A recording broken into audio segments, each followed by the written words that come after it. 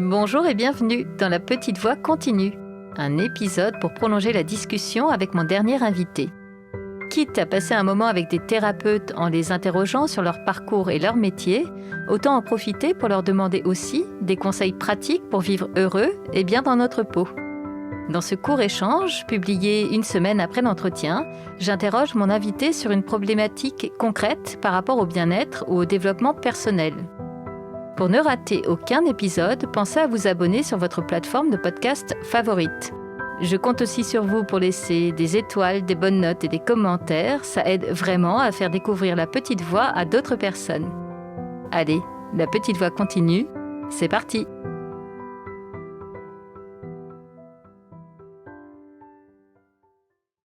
Voilà une question qui peut nous tarauder. Quoi faire de nos blessures ?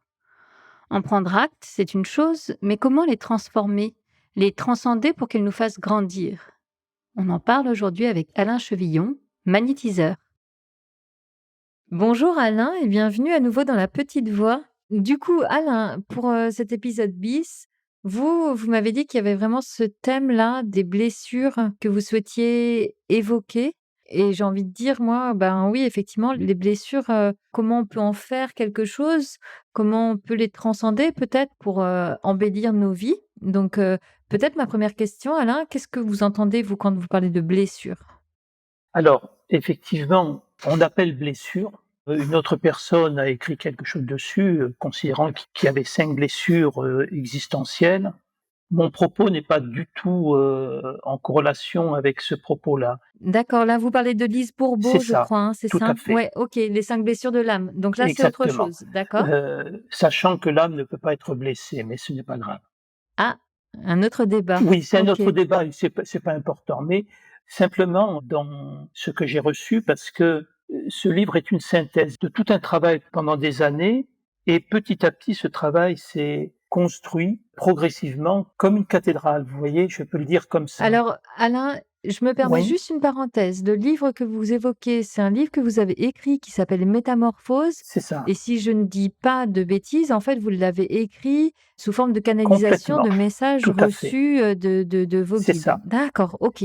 Donc, il a été à la fois par canalisation, Ouais. et aussi par vécu et expérience.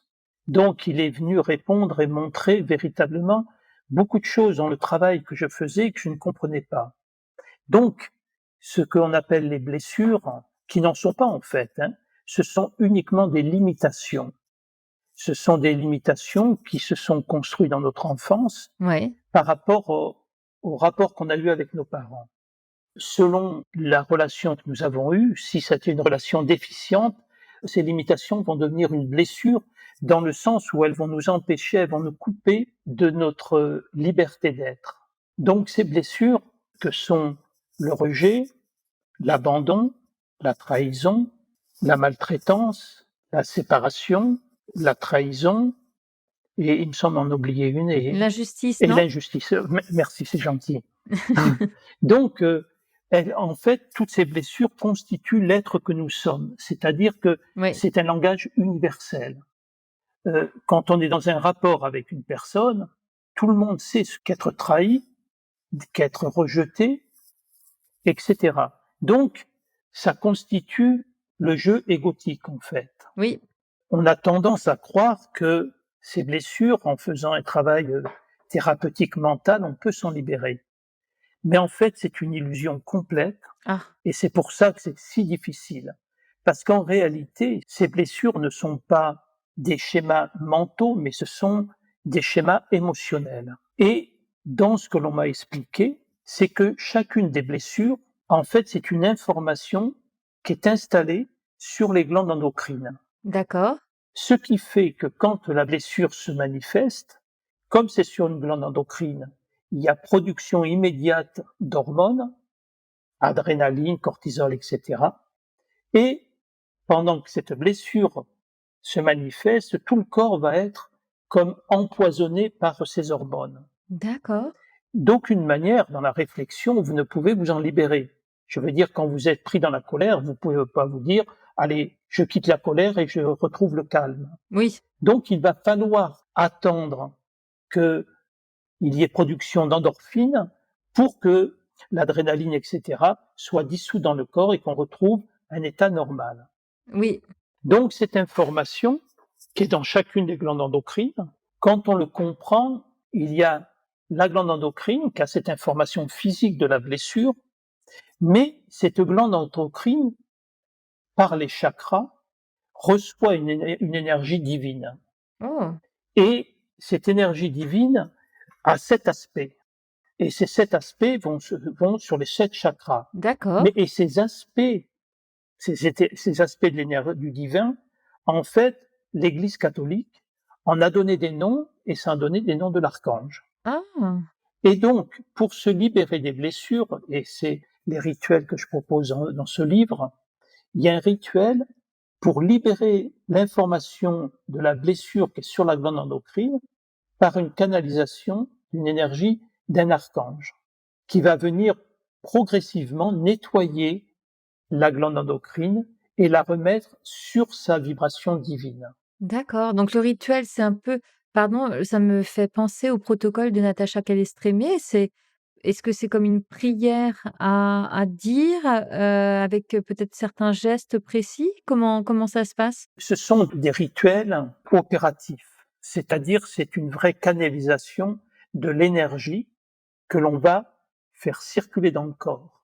Mmh. Donc c'est quelque chose qu'on ressent, quelque chose qui physiquement, chaque vibration qu'on va utiliser pour chaque archange, une personne lambda va sentir les différences de fréquence. Oh, OK. Voyez? Et cette énergie va venir progressivement nettoyer toutes ces blessures, pas les libérer, pas les faire disparaître, parce que ça fait partie de notre structure égotique, Oui. mais tout simplement, toutes ces blessures seront vues comme un rajout éducatif et non ce qui nous définit. Est-ce qu'on peut prendre l'exemple d'une blessure pour voir quel type de rituel on peut faire, autour de cette blessure? Oui, par exemple, tenez, une blessure de la trahison. Ouais. Alors, 2 possibilités. Par exemple, vous recevez un ami que vous aimez, dont vous avez confiance, et en fin de soirée, quand il s'en va, vous vous apercevez qu'il vous a pris votre carte bleue, sans aucun doute sur le fait que ça soit lui. OK. Si vous parlez d'abord à partir de la blessure, il va y avoir le fait de dire: «Mais comment c'est possible, un ami qui me fasse ça?» Ouais, et cetera, et cetera. Donc ça va générer de la colère, bien sûr. de la rancune et une volonté presque de vengeance. Si vous ne parlez pas à partir de la blessure, tout simplement, vous n'allez pas en faire une affaire personnelle. Vous allez simplement dire: «Tiens, effectivement, je ne savais pas que c'était quelqu'un de malhonnête», et à partir de là, vous ne parlez plus à partir de la blessure, parce que la blessure, comme elle appartient au schéma égotique, c'est un système de défense. Pardon, j'essaye de comprendre la différence dans la perception. C'est que dans le premier cas, je vais prendre le geste de manière très personnelle, C'est ça, c'est-à-dire quelque chose qui a été fait contre moi. tout à fait, Dans l'autre cas, je constate de manière la plus neutre possible les faits. exactement, c'est Il ça. a volé ma carte bleue. Parce que Point. les blessures, Sans c'est interprétation. exactement ça. Parce que les blessures, en réalité, elles sont comme notre corps. Notre corps, il y a tout un système immunitaire. Dès qu'il y a une agression, il se défend. Oui, Et les blessures sont notre système immunitaire intellectuel. Mais malheureusement, comme il est basé sur des choses du passé, on le met en place sur des choses qui ne sont pas forcément concernées. Parce que on s'est identifié complètement à nos blessures et on ne peut plus faire le distinguo. oui, C'est-à-dire, ce n'est pas je ressens de la trahison, c'est je suis trahi. Et donc, immédiatement, il y a un système de défense. c'est ça. Donc, il faut pouvoir connaître la blessure. Par exemple, la blessure de la trahison se situe au niveau de la glande thyroïde, donc au niveau de l'expression. Et donc, par rapport à ça, on va se canaliser, on va se mettre sur la thyroïde et on va laisser remonter toutes les énergies qui correspondent à tous nos vécus de trahison. Oui, Des fois, il faut du temps parce que c'est par couche et la trahison, on va en trouver partout dans notre histoire. Donc, ces rituels, ils ont besoin d'être faits régulièrement. d'accord. Donc, quand on se sent envahi par la trahison, on va se mettre en relation avec l'archange qui nourrit notre glande thyroïde, qui est l'archange Gabriel, dont le nom vibratoire, en réalité, l'aspect du divin, c'est Dieu est ma force. Et donc, je vais canaliser cette énergie qui peut soit être canalisée sur le nom de cet archange ou la couleur de ce chakra qui est violet, et on va emplir toute cette zone-là de cette énergie-là. Oui. Et que l'on va laisser remplir notre corps et venir dans toutes nos cellules. Et on laisse ce nettoyage se faire, et ensuite en demandant et en remerciant, et ensuite on arrête ce rituel et on peut le refaire régulièrement. Oui, on peut l'idée, c'est pas de le faire une seule fois, le principe, c'est d'y revenir pour à chaque fois nettoyer, aller dans des couches de plus en plus profondes et donc avoir un effet de plus en plus fort, quoi. Tout à fait. Et donc, quelle est la clé de tout ça quand ce travail est fait? Et là, on peut poser la question, qu'est-ce que je serai et qu'est-ce que réellement je suis si je n'ai plus de blessures? Du moins, si les blessures ne sont plus actives en moi. Et dès que on peut visualiser ça, on ne voit qu'un état de paix et de tranquillité. Eh oui. Donc, c'est pour ça que les blessures sont douloureuses, mais elles sont un outil à notre propre libération. En fait, il faut qu'on s'appuie dessus comme sur des béquilles pour, Complètement. les transcender, en fait. Vous êtes en train de dire qu'on peut en faire quelque chose pour être encore plus grand et plus beau? C'est surtout qu'on ne peut pas trouver la libération, la paix, sans se libérer des blessures. Elles sont une carapace dans laquelle nous sommes enfermés. Oui. Et toute autre tentative, quelle qu'elle soit, spirituelle, tout ce que vous voulez, ne sert à rien du tout tant que nous n'avons pas compris ce qui nous empêche en réalité d'être heureux. Le but n'est pas d'être heureux, c'est d'enlever ce qui nous empêche de l'être. En fait, le but, c'est d'être libre alors. Bien sûr, Libre d'être pleinement nous-mêmes. libre du regard des autres, libre du jugement, et de voir que si nous n'avons plus de blessures et si on n'est plus dans ce schéma de défensive, il ne reste plus que la paix. Donc c'est pour ça que je trouve que ce livre est un outil magnifique et qu'il m'arrive pas de lire entier, mais de re-regarder parce que même moi, quand je l'ai écrit, des fois quand je relis, je me dis mais ça me touche aussi quoi, hein. Oui, mais parce que comme on l'évoquait au précédent entretien, parfois il y a des choses qui sont plus grandes que vous, Bien sûr, donc qui n'émanent pas de vous et donc évidemment ces messages-là peuvent vous toucher, droit au cœur vous aussi. tout à fait. Mmh.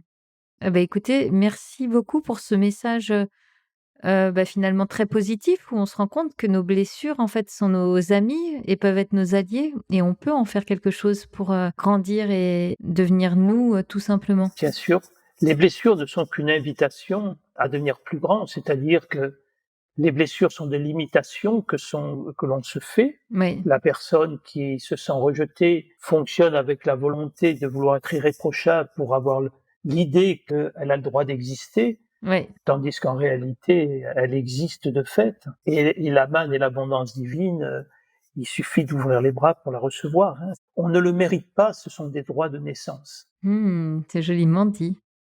Merci beaucoup Alain. Avec grand plaisir. La petite voix continue, c'est fini pour aujourd'hui. Si vous aimez la petite voix, alors dites-le moi avec des étoiles, des bonnes notes et des commentaires sur votre plateforme de podcast favorite. Parlez-en aussi autour de vous et pour ne rater aucun épisode, pensez à vous abonner sur votre appli de podcast ou sur les réseaux sociaux. Vous me trouverez en cherchant La Petite Voix le podcast sur Facebook, Instagram et YouTube. Une dernière chose qui me tient à cœur, je serais ravie d'échanger avec vous sur vos impressions, vos questions, vos suggestions. Alors, n'hésitez pas à m'écrire. Merci beaucoup et à bientôt sur La Petite Voix.